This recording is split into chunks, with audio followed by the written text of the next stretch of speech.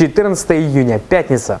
С чего вы любите начинать день? С чая или с кофе? Назван самый полезный для человека напиток. Британские ученые нашли способ примирить любителей чая и кофе в споре о том, что полезнее.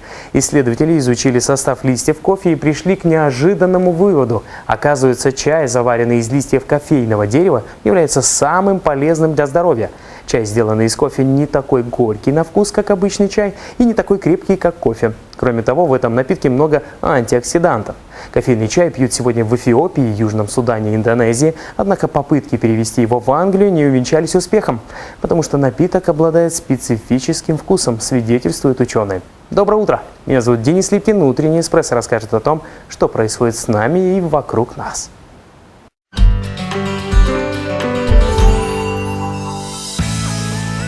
Сегодня в программе. Усё починаецца з беларускай мовы. В теме дня нюансы проведения централизованного тестирования 2013. Вопрос денег или почета. Выясним, по какой причине брестчане готовы стать донорами крови. Летние каникулы со спортом. Брестская область принимает республиканскую спартакиаду школьников.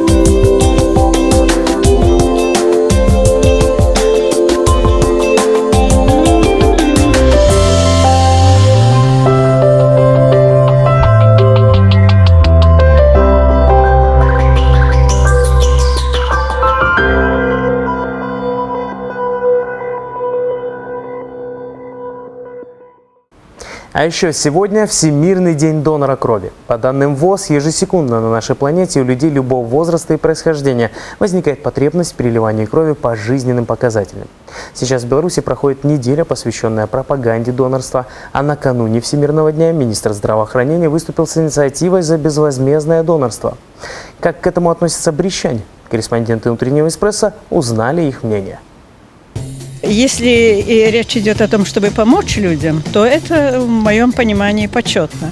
А если идет речь, чтобы себе какие-то там 3 дня или что-то выиграть, то, конечно, это не то. Идет он это ради того, чтобы сделать благое намерение, идет ради того, чтобы просто это сдать. Ну, то есть это дело каждого. Но если человек это делает, я считаю, что это правильно. Почета тут мало, как такового. Все-таки люди заинтересованы более сдают те, кто нуждается в каких-то средствах. Вот это мое мнение. Если бы больше рекламировали, говорили об этом по телевидению или даже в городе вот так вот пройтись. У нас же есть соцреклама. Почему не сделать ее в таком направлении? Может быть, тогда бы люди по-другому на это смотрели и больше участвовали в этом. Некоторые просто из-за денег. Люди, которые работать не хотят, а хотят как-то нажиться на это. Человек должен это делать от души, я считаю, и на благо людей. Это нужно иметь красивую душу, которая любит людей, которая любит всех и который осознает, что надо кому-то помочь. Хотя бы так. Однажды думала сдать кровь, но мне сказали, у вас, говорит, врач, очень плохая кровь, говорит, вам наш вливать надо, а не у вас забирать. Но вообще это очень хорошее дело, конечно. Это же жизнь спасенная. Кровь – это часть того человека, который ее сдает. И отдавать свою часть другому – это не что иное, как добродетель.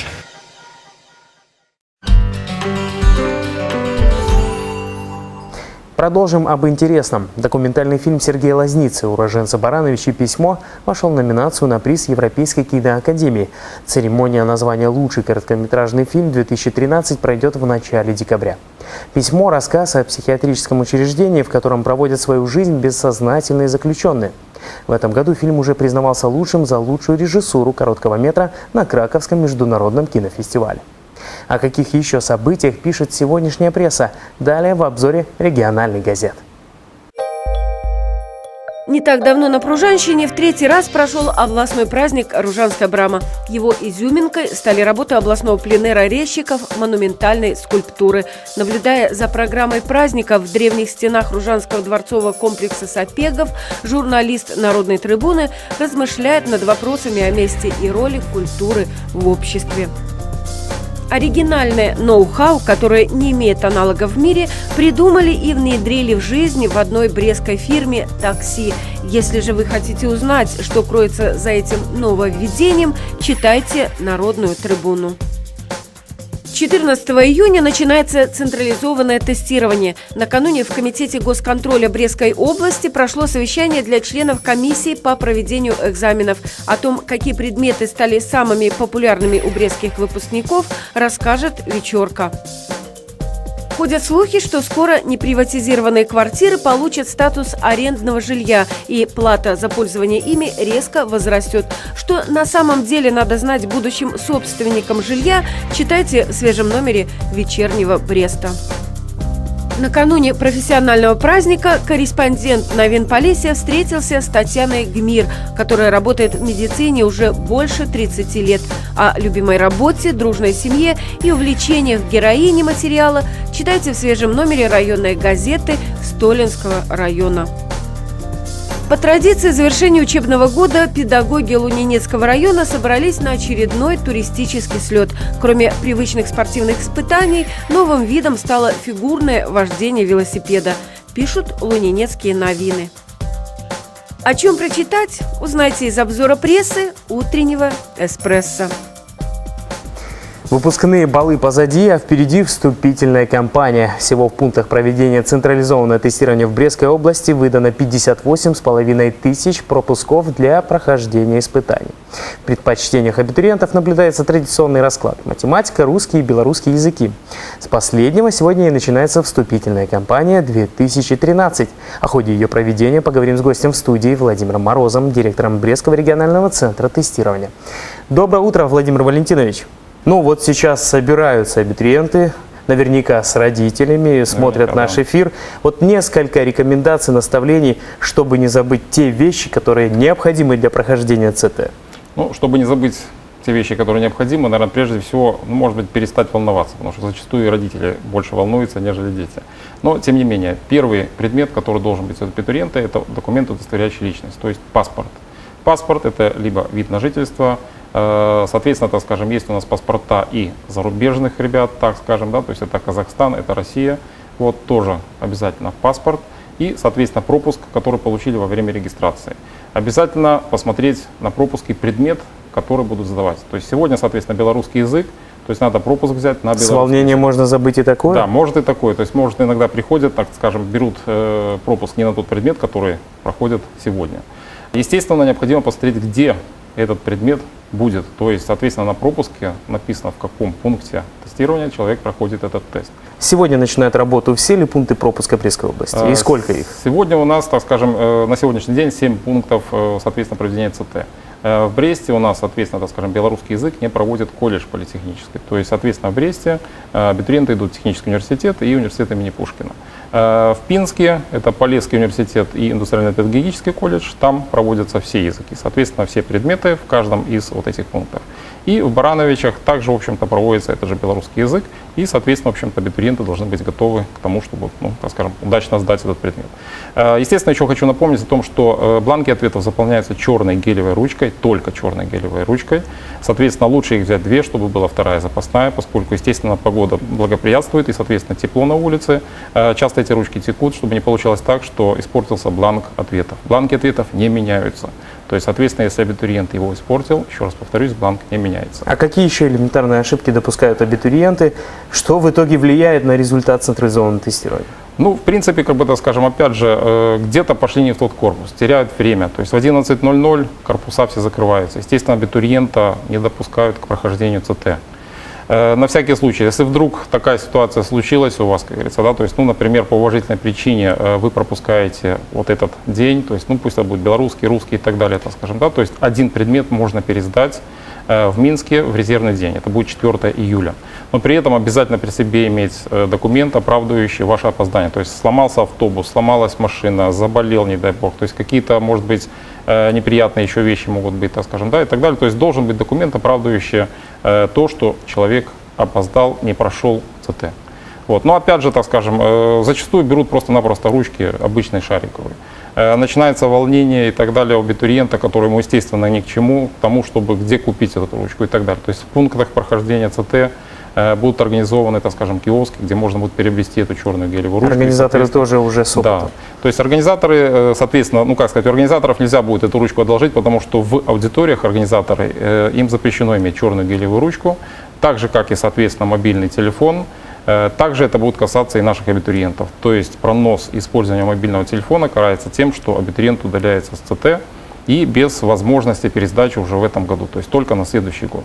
Есть ли какие-то новшества у вступительной кампании 2013? Абитуриент, использующий бланк, так скажем, не по назначению, то есть, например, написал какие-то нецензурные слова, либо, в общем-то, неправильно его заполнил, например, передал привет с какого-нибудь города и так далее, вот на этом бланке ответов в Минск, естественно, эти бланки ответов не будут проверяться. Естественно, эти ребята не получат сертификат. Была такая ситуация, правда, не у нас, в прошлом году. Человек сдал английский язык, примерно около 76 баллов он получил, но сертификат он не получил. То есть, соответственно, решением государственной комиссии такие вот нарушители, естественно, так скажем, остаются без сертификата. Поэтому здесь обязательно слушать то, что говорят ответственные организаторы, заполнять так, как говорят. Ну и, соответственно, если вдруг возникнет какая-то проблема, обязательно поднять руку, обратиться к ответственному организатору для решения вот какой-то текущей проблемы. Когда будут известны уже результаты централизованного тестирования? Как правило, РИКС справляется с русским, белорусским языком где-то к концу месяца. То есть где-то числа 28-29 на сайте Республиканского института контроля знаний, соответственно, на сайте тех пунктов прохождения ЦТ, где ребята будут проходить ЦТ, появляются эти результаты. Сертификаты, я так полагаю, где-то числа 10 июля можно будет уже получать, опять же, по месту прохождения централизованного тестирования. Но для получения сертификата абитуриент должен предоставить пропуск с отметочкой тестирования «прошел», который ему был выдан при регистрации, с которым он прошел централизованное тестирование, там он поставит вот эту отметку тестирования «прошел», и он меняет этот пропуск, соответственно, при предъявлении, опять же, паспорта, меняет на сертификат. И там уже дальше, в общем-то, работа приемной комиссии. Что касается лимита баллов, окончательно давайте еще раз озвучим перед тем, как абитуриенты выходят из своего дома. Соответственно, чтобы настраивать. Да, значит, ну, в настоящий момент русский, белорусский язык. Минимум 10 баллов для того, чтобы поступить в высшее учебное заведение.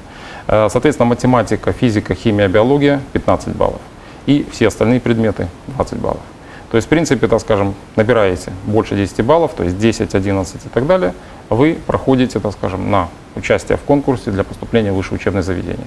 Если нет, расстраиваться тоже не надо, сдаете все остальные тесты и, естественно, в общем-то, идете, поступаете в колледж, заканчиваете, потом есть возможность, в принципе, поступить в высшее учебное заведение на сокращенную форму обучения. То есть уже будет, в общем-то, человек учиться не 5 лет, а 3 либо 4 года в зависимости от, опять же, специальности.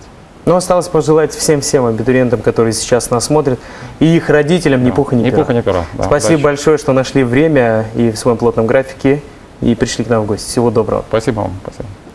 Сегодня начинается вступительная кампания 2013. С ее нюансами знакомил Владимир Мороз, директор Брестского регионального центра тестирования. После рекламы еще много интересного. Абитуриентов, конечно же, отпускаем, а вот всех остальных еще ждем у экранов.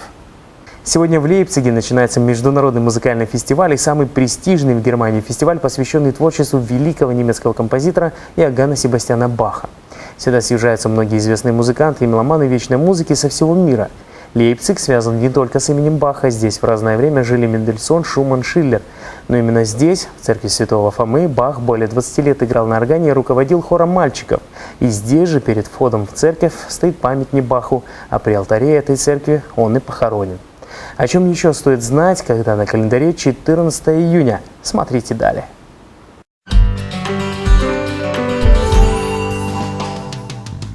14 июня 1900 года родился Михаил Забейда-Сумицкий, белорусский оперный певец. Обладал яркой сценической внешностью, актерским талантом и превосходным голосом, которым восхищалась вся Европа. Выступая на лучших оперных сценах мира, всегда пел на языке оригинала. В 1942 году на экраны Соединенных Штатов Америки вышел мультипликационный фильм Уолта Диснея «Бэмби» о детстве и юности прекрасного олененка. Бэмби стал самым любимым творением Уолта Диснея. Восхищенный героизмом советского народа в борьбе против фашизма, он подарил одну из копий фильма СССР, где лента имела огромный успех. В этот же день, в 1963 году, с космодрома Байконур в пятисуточный космический полет отправился корабль «Восток-5» с космонавтом Валерием Быковским. Через 2 дня вместе с ним на околоземной орбите плыл корабль «Восток-6» с первой женщиной-космонавтом Валентиной Терешковой. 14 июня 1995 года отряд Басаева захватил Буденновскую городскую больницу, где в течение 6 суток удерживал в заложниках сотрудников и пациентов учреждения. В те дни в Буденновске погибли 147 человек – гражданские лица, милиционеры и военнослужащие. Еще десятки людей получили ранения. В 2004 году родилась идея празднования Международного дня блогера. Сразу 500 человек из более чем 40 стран, объединившись, решили, что им нужен свой день, своего рода символ дружеских отношений между сетевыми блогерами всего мира. Этот праздник делает людей, пишущих в своих блогах на разных языках, ближе и дает им возможность поддерживать друг друга и всех пользователей сети интернет. О чем бесполезно писать в блоге, так это о житейских проблемах. С ними поможет справиться горячая линия утреннего эспрессо. Ведущая этой рубрики Екатерина Нечипорук с порцией ответов на вопросы телезрителей уже в студии программы. Доброе утро, Екатерина. Доброе утро. Как известно, решать проблемы нужно по мере их поступления. Именно этим мы и занимаемся каждый понедельник и пятницу.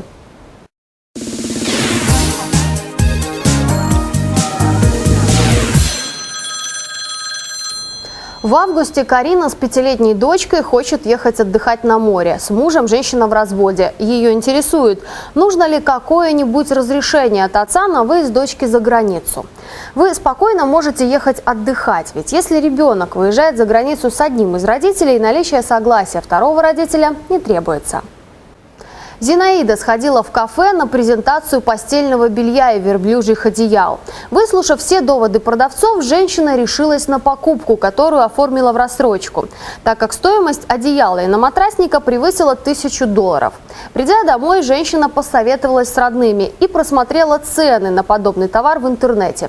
Они оказались ниже в несколько раз. Можно ли в такой ситуации вернуть товар продавцу, ведь его цена явно завышена, спрашивает разочарованная Зинаида. Вернуть товар продавцу в такой ситуации можно, но не из-за его стоимости, ведь вы знали, что и за какую сумму покупаете.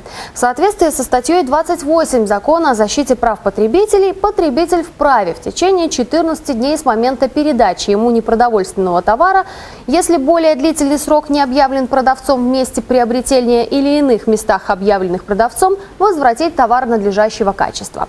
Требование потребителя об обмене либо возврате товара подлежит удовлетворению, если товар не был в употреблении, сохранены его потребительские свойства и имеются доказательства приобретения у данного продавца.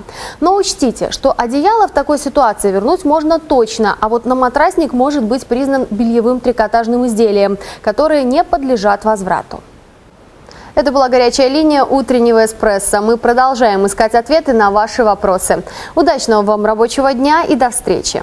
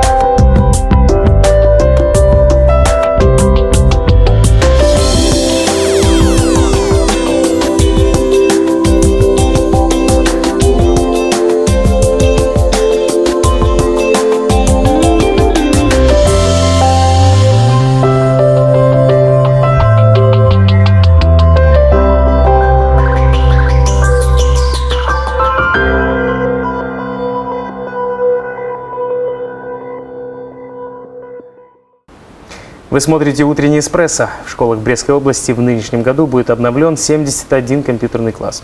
На эти цели из областного бюджета выделено 7 миллиардов рублей. В первую очередь компьютерную технику обновят там, где ее возраст достиг 10 лет. В настоящее время в школах области в среднем на 15 учащихся приходится 1 компьютер, а это в 2 раза выше социального стандарта. А вот отвлечь детей от компьютера и в летние каникулы в том числе призвана республиканская спартакиада школьников, которая на следующей неделе начнется на базе 5 городов области. С подробностями состязаний в гостях «Утреннего эспрессо» первый заместитель начальника управления образования Брестского облсполкома Александр Жук. Доброе утро. Доброе утро. Александр Федорович, 5 городов Брестской области увеличиваются численностью свыше 2000 детей. Вот такую масштабную спартакиаду Брещина принимает во 2-й раз. Из чего она состоит? Спартакиада школьников состоит из 19 видов олимпийских видов спорта. И действительно 5 городов Брещины примут ее уже 2-й раз. Потому что родоначальником спартакиады нынешней являлся город Брест в 2006 году. Круг прошел, и наша очередь опять принять детей, показать достопримечательности нашей области, города Бреста и, конечно же, благословить их на новые победы спортивные. То есть, если будут показаны достопримечательности, означает то, что спорт не самое основное, что есть в спартакиаде? Конечно же, участникам спартакиады предусмотрено с помощью горисполкома, других райисполкомовых городов, предусмотрена и культурная программа, которая строится именно уже с учетом местных достопримечательностей и пожеланий участников спартакиады. Поэтому спорт без культуры, наверное, не может быть. 2 недели будет проходить спартакиада. Самые интересные ее моменты? Самыми интересными моментами будут, конечно же, сами соревнования детей, потому что ради этого она проводится, и ради того, чтобы найти новых звездочек спортивных, наших будущих олимпийских чемпионов, делаются вот эти первые соревнования в возрастной группе 14-15 лет. И дальше уже определяется будущее юных спортсменов. И самое главное, что участникам соревнований будет на кого равняться, ибо главным судьей соревнований является Юлия Нестеренко, наша знаменитая олимпийская чемпионка. Поэтому я приглашаю гостей нашей области, жителей этих городов, а это Брест, Баранове, Чепинск, Малорита и Кобрин. Посетить, конечно же, соревнования, найти время для этого. Информацию о сроках проведения соревнований можно найти в афишах, которые в транспорте размещены и в местах проведения, либо же на сайте Управления образования и Управления спорта. Александр Федорович, а сложно ли отбирать детишек в команды? Ведь физкультура уже в школе носит более такой факультативный характер. И чем дальше, тем больше. В нынешней школе очень много внимания уделяется и возможностей значительно больше, чем это было раньше, для развития спорта. Каким образом? В первую очередь, конечно же, материальная база, потому что материальная база позволяет выполнять программу, учебную программу, если возьмем плавание, например, в объеме за школьный период 200 часов за весь период обучения. По другим видам спорта это примерно такой же, по легкой атлетике больше, игровые виды спорта уделяется большое внимание. И для этого есть, как я говорю, материальная база. Кроме этого, в учебном процессе и в спортивной работе используется то множество спортивных объектов, которые построены в области в последнее время. И именно поэтому центрами стали те города, которые я назвал, ибо там создана современная спортивная база, на которой будут проходить и эти соревнования в том числе. Занятие спортом зависит во многом еще от желания родителей, которые определяют будущее ребенка, и от самого чада. А желание-то есть? А желание-то есть, потому что если брать по статистике, то в общей сложности практически каждый учащийся, это расчетным путем, занимается тем или иным видом спорта, либо регулярно посещает мероприятия спортивной направленности. И в конце хотелось бы, раз мы анонсируем это большое событие, когда будет открыта спартакиада, каким мероприятием? Значит, спартакиада пройдет, как вы и говорили, с 17 по 28 число. Конечно же, каждый вид по отдельному графику, а сама церемония открытия пройдет во вторник, 18 числа. Начнется она из шествия колонн участников в мемориальный комплекс «Брестская крепость-герой», возложение цветов, митинга реквиема, фотографирование на память. И продолжится эта церемония в 18 часов на площади Ленина, где перед участниками выступят почетные гости, председатель облсполкома, организаторы республиканских органов власти, и будет спортивное представление, красивое, интересное для детей. И, то есть все начинается с Бреста? Начинается с Бреста. Значит, и после этого, после такого открытия, участники соревнований смогут посетить Брестский парк, и где им будет организовано бесплатное катание за счет горисполкома. Но мне кажется, вот после этих 2 недель будет множество снимков у школьников, которые они еще будут вспоминать с теплотой долгие-долгие годы. Спасибо большое, что нашли время и пришли сегодня к нам в гости. Всего доброго. Всего доброго. С 17 по 28 июня в Брестской области пройдут финальные соревнования республиканской спартакиады школьников 2013. С подробностями ее проведения в гостях утреннего «Эспрессо» был первый заместитель начальника управления образования Брестского облсполкома Александр Жук. «Три мушкетера». Новая версия, новые лица. В интернете появился первый официальный трейлер фильма, снятого Сергеем Жигуновым по мотивам одноименного романа Александра Дюма. Картина должна выйти в широкий прокат с 1 ноября. Известно, что вся сюжетная линия романа сохранена, однако многие диалоги сильно изменены, как и взаимоотношения героев. Жигунов развил многие любовные линии книги по сравнению с советским фильмом «Д'Артаньян и три мушкетера» с Михаилом Боярским, где акцент был сделан прежде всего на романтических отношениях Д'Артаньяна и Констанции. С киноновинками ближайшего проката познакомит Екатерина Гараева. Доброе утро! После относительного затишья эта неделя порадует киноманов количеством премьер и, наконец-то, возможностью выбора. Семейство Уилла Смита решило, что вместе нужно не только отдыхать, но и работать. Подтверждение тому фантастический боевик «После нашей эры». Наш корабль потерпел крушение. Выживших 2.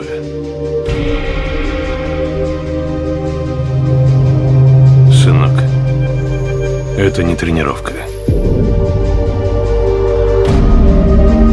Мы на планете, которой присвоен высший уровень опасности. Наша жизнь здесь под угрозой. Уилл Смит выступил автором сценария, сопродюсером и исполнителем главной роли. Вторую же главную роль в фильме исполнил его сын Джейден Смит. А вот мама и жена Джада Пинкет Смит задействована только как продюсер картины. Действие фильма «После нашей эры» разворачивается в далеком будущем, когда человечество через 1000 лет после глобальной катастрофы покинуло Землю. Новый дом землян теперь планета Нова Прайм. Главный герой генерал Рейдж, за боевые заслуги имя которого давно обросло легендами, решает вернуться в семью и воспитывать Китая, своего 13-летнего сына. Однако во время одного из полетов корабля Рейджа попадает на опасную дикую землю. Теперь, пока окровавленный генерал лежит среди обломков, Китай должен пробраться к спасательному маячку и запустить его.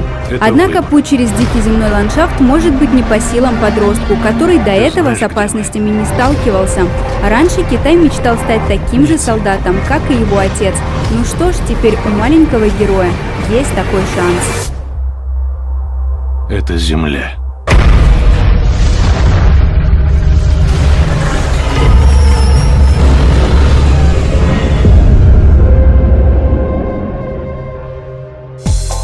Фильмы, где основной темой являются танцы, обычно очень успешны в прокате. Наверное, именно так и подумали английские продюсеры. И вот перед нами очередной танцевальный баттл. Уличные танцы 3. Все звезды в формате 3D. Привет! Мы и есть все звезды. Теперь мы одна команда. Надо обо всем забыть и начать сначала. Глупый рыбак, у тебя вместо рыбы попался червяк. Давай, зажигай! Этан – самый главный и заводной герой фильма. Он объединяется с танцовщицей Джейден для очередного чемпионата по уличным танцам. Но не просто для победы, а ради того, чтобы спасти свой клуб от закрытия и сноса. Ради этого они и начинают собирать команду для чемпионата из обычных уличных детей. Не все так гладко, но они не собираются сдаваться и будут делать все ради спасения клуба. Почему эти диски такие огромные? Это пластинки. Винил. Винил? Уличные танцы. Все звезды в 3D. А что это за игра? Вторжение. Времен Второй мировой, но мы победим.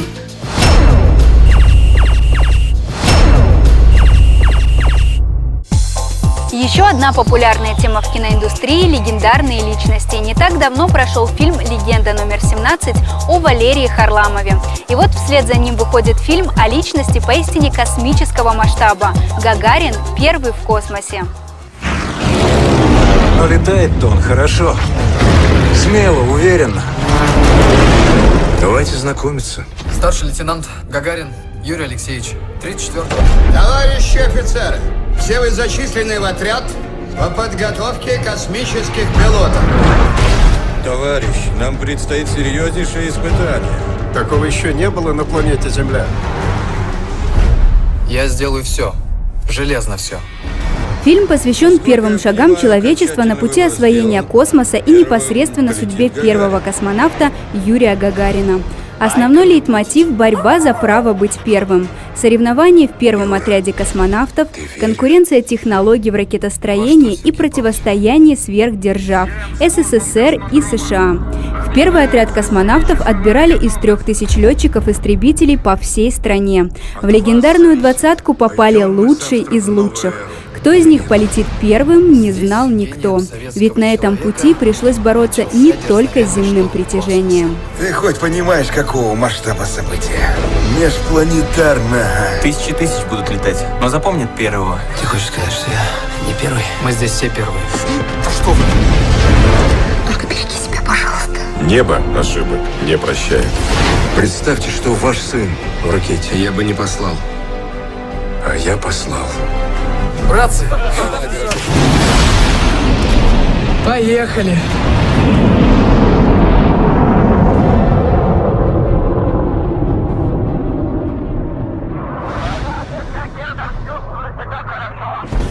Хорошего вам настроения и удачных выходных! Такое не раз увидишь в кино. Ученые выяснили, как собаки обманывают хозяев.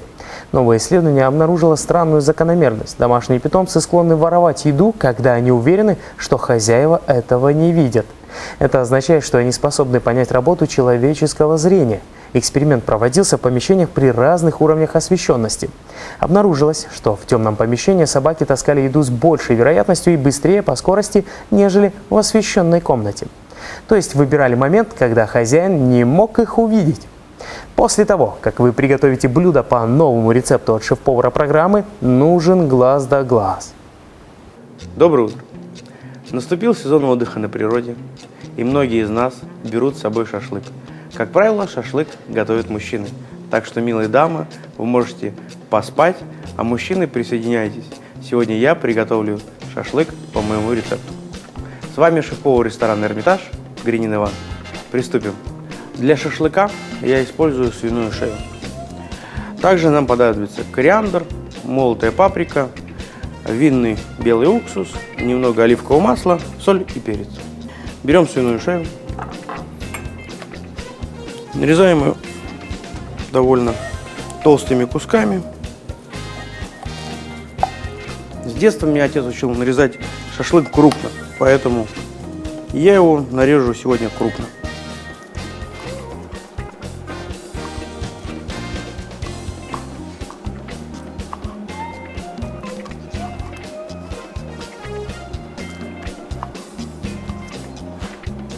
Нарезали мы мясо. Теперь нам понадобится немного лимона.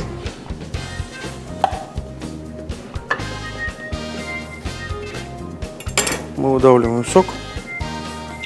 Лимон нам позволит размягчить мясо. Так, выдавили мы лимон. Также мы добавим немного белого винного уксуса, который также нам позволит немного размягчить мясо. Посолим. Мясо любит соль, так что можно его обильно солить всегда. Немного паприки, кориандра. Все это немного вымешаем.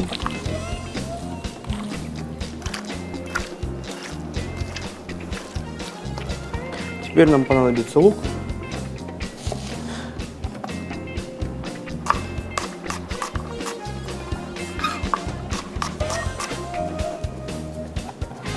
Все сюда. Немного укропа.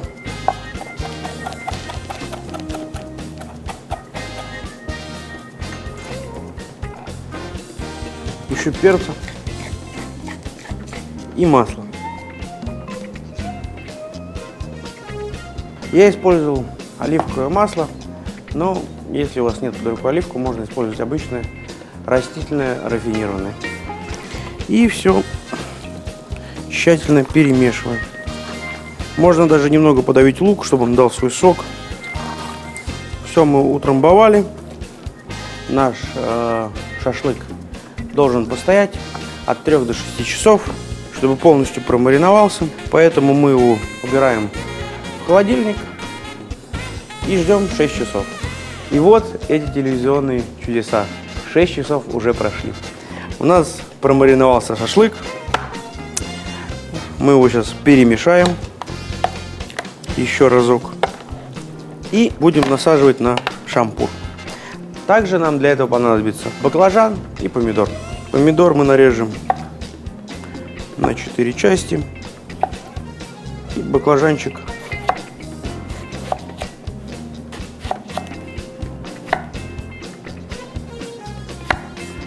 это мы все посолим, поперчим, сбрызнем немножко маслицем и начнем насаживать. Баклажан,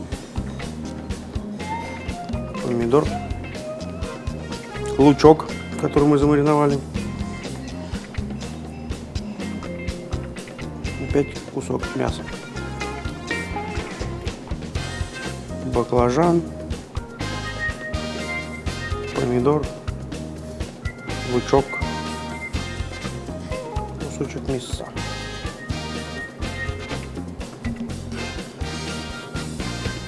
Ну вот, мы сделали один шампур. Сейчас мы его пожарим. Положим шампур на угли. Секрет приготовления правильного шашлыка все-таки в мясе. Главное, чтобы мясо было свежим. Тогда ваш шашлык удастся в любом случае.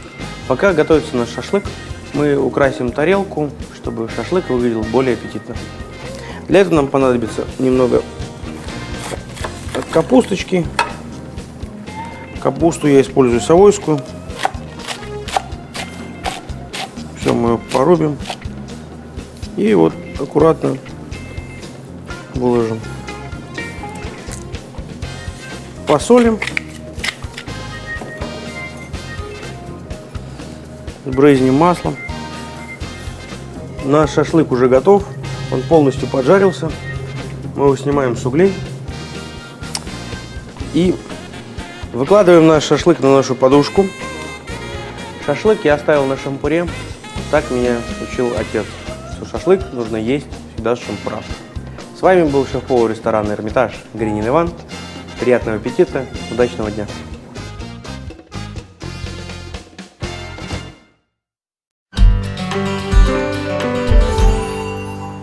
Кому утром нужно хорошо подкрепиться, так это участникам международного легкоатлетического пробега «Дружба». Завтра любители бега побегут из Тересполя в Брест. Дистанция около 12 километров. Финиш пробега на Грибном канале в Бресте. С белорусской стороны на мероприятии уже зарегистрировалось 70 человек. Способствует ли сегодня погода пробежкам, посмотрим далее.